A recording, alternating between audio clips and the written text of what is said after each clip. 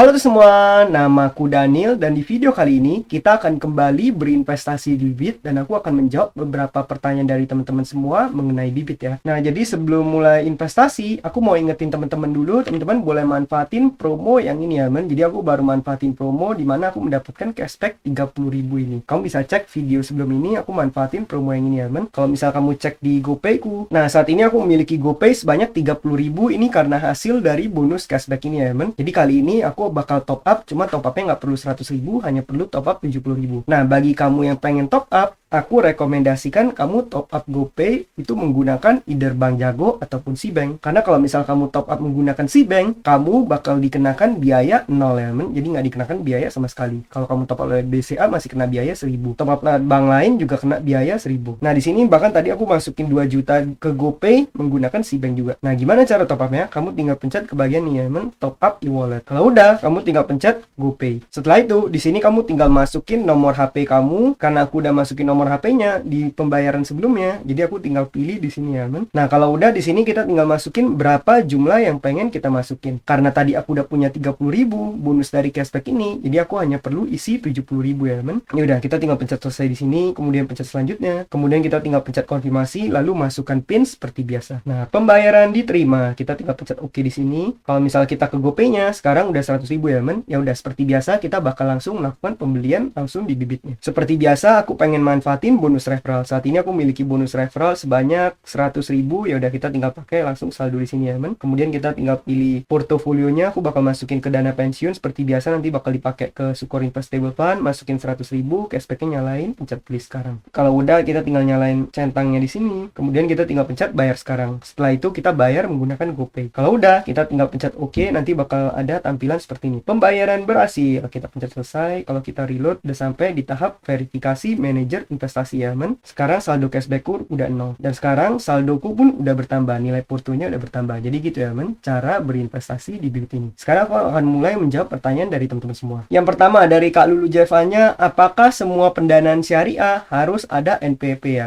Nah, jadi kalau misalnya kamu cek ke bagian playlist, kan di sana aku udah bahas banyak banget P2P lending syariah yang bisa kamu danai. Namun kalau misalnya kamu sadar, kebanyakan dari P2P tersebut pas kamu melakukan pendaftaran itu rata-rata membutuhkan NPWP ya, men. Bahkan alami aja kalau nggak salah itu butuh NPWP. Nah, jadi kalau misalnya kamu pengen berinvestasi tapi kamu nggak punya NPWP, ada juga alternatif pendanaan syariah yang bisa kamu manfaatkan. Apa itu? Yaitu Bibit. Jadi Bibit ini bisa kamu manfaatkan untuk investasi yang bersifat syariah. Cara gimana? Kamu tinggal ke bagian setting di sini. Harusnya di sini bakal ada tombol Bibit syariah ya, men. Tapi entah kenapa di Bibitku nggak ada. Tapi kamu boleh cek ke aplikasi kamu. Biasanya ada tombol Bibit syariah di sini. Nah, nanti kalau misal kamu udah ketemu toggle-nya, kamu tinggal pencet nyalain aja ya, men. Dengan kamu udah nyalain toggle itu, otomatis aplikasi Bibitnya bakal hanya menampilkan reksadana yang sifatnya syariah. Reksadana yang sifatnya nggak syariah nanti nggak bakal ditampilin. Nah, dengan demikian kamu bisa berinvestasi dengan halal dan syariah di aplikasi Bibit ini ya. Jadi kamu nggak perlu takut kalau misalnya nggak bisa investasi P2P pun, kamu bisa memanfaatkan Bibit ini sebagai instrumen investasi kamu. Nah, semoga bermanfaat buat kamu ya, Kak Lulu. Berikutnya dari Kak Xiaomi Poco X3 NFC. Bang, untuk saldo bagaimana cara isinya atau top up-nya bisa di mana saja? Nah, jadi gini ya, kalau misal kamu pengen melakukan pembelian di Bibit ini, kamu nggak bisa untuk mentop up uang ke Bibit. Tapi caranya adalah dengan kamu langsung membeli reksadananya. Jadi kalau misalnya kamu di sini, nih kalau misalnya kamu pencet top up, kamu langsung dikasih pilihan kamu pengen top up ke reksadana apa. Nggak bisa kamu cuma masukin top up 100.000 ke Bibit. Nggak bisa. Kamu harus pilih dulu reksadananya apa. Nanti setelah kamu pilih, baru kamu melakukan pembayaran. Katakan di sini aku pilih obligasi, kemudian aku seperti biasa membeli Sukor Investable Fund. Kemudian kalau misalnya kita pencet beli, kemudian kita pencet bayar sekarang, kamu bisa lihat metode pembayarannya ada berbagai macam elemen. Ada Bank Jago, GoPay, Link Aja, Shopee Pay, dan juga kalau misalnya kamu nggak punya e-wallet, kamu juga bisa menggunakan transfer bank dan ini menggunakan virtual account. Contohnya BCA, BRI, CIMB, BNI, Mandiri, Permata. Dan kalau misalnya kamu pencet bank lainnya, ini juga bisa menggunakan bank-bank lainnya juga ya. Nah, jadi untuk top up di Bibit ini sifatnya udah fleksibel banget. Kamu bisa top up dari manapun. Kalau kamu menggunakan BCA, BCA, aku rekomendasi menggunakan virtual account aja. Tapi kalau misal kamu menggunakan e-wallet, kamu bisa menggunakan GoPay ataupun link aja. GoPay juga lumayan sering ada promo. Nah, kalau misalnya kamu pengen ngisi GoPay tapi takut kena biaya, kamu bisa gunakan metode yang tadi aku udah tunjukin. Kamu bisa menggunakan Bank Jago ataupun Cbank. Walaupun kalau misal Bank Jago, kamu bisa langsung menggunakan Bank Jago di sini juga sih ya. Nah, jadi metode pembayarannya udah banyak banget. Kamu tinggal sesuaiin aja kamu paling cocok dengan yang mana. Kemudian kamu melakukan pembayaran dengan cara tersebut. Semoga membantu buat kamu ya,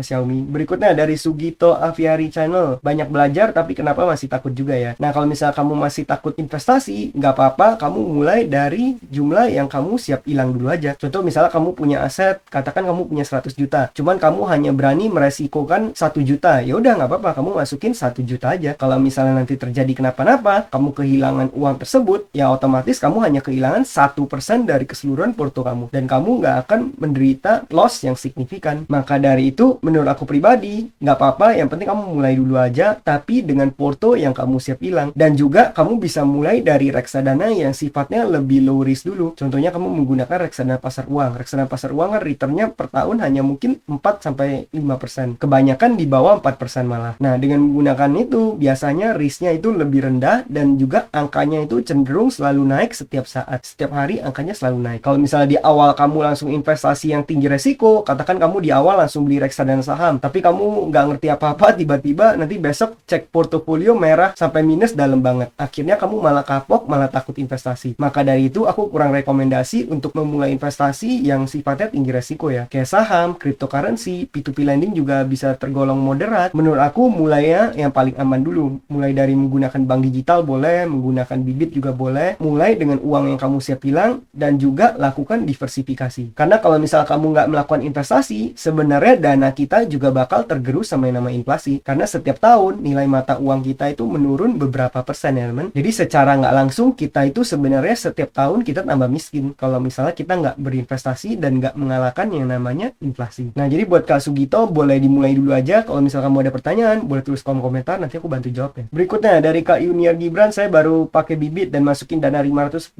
Habis itu apa ya? Masih baru banget. Nah, kalau misal kamu baru invest, habis kamu masukin dana, ya udah kamu tunggu aja. Kamu nggak perlu otak-atik selama beberapa hari. Kalau misal kita cek di bibitnya, seperti tadi kan aku baru melakukan pembelian. Nah, kalau misal kita cek ke bagian transaksi, ini adalah order yang sedang diproses. Nah, kamu bisa lihat di sini Sukori Investable Fund yang tadi aku beli, ya masih sedang diproses. Kita tinggal tunggu verifikasi manajer investasi, tunggu pembelian berhasil. Jadi buat kamu yang baru invest, baru masukin dana, habis itu apa yang perlu kamu lakukan? Kamu nggak perlu melakukan apa-apa. Yang penting kamu menunggu aja beberapa hari kerja, nanti dana kamu diproses, uangnya masuk, baru nanti uang tersebut bisa mulai menghasilkan return dan menghasilkan lebih banyak uang lagi untuk kamu. Semoga membantu buat kamu ya Kak Yuniar. Berikutnya mungkin ini pertanyaan terakhir yang aku jawab dari Kak Fatur. Nah, kalau di bibit itu kupon per 10 masuknya kemana ya? Apakah ke bank, akun bibit? Saya belum menggunakan aplikasi bibit. Nah, jadi ini adalah kita membahas mengenai obligasi negara ya teman. Kalau misal kamu membeli SR atau SBR, sebenarnya dananya bakal langsung ditransfer ke bank kita. Nih kamu bisa lihat di email ini ya teman, informasi pembagian kupon SBR SR16. Karena kalau misalnya kamu lihat di portofolioku, aku juga memiliki ya teman. Kita cek ke bagian portofolio, kemudian investor habit, kita cek ke bagian obligasi. Kalau kita scroll ke bawah, aku memiliki SR016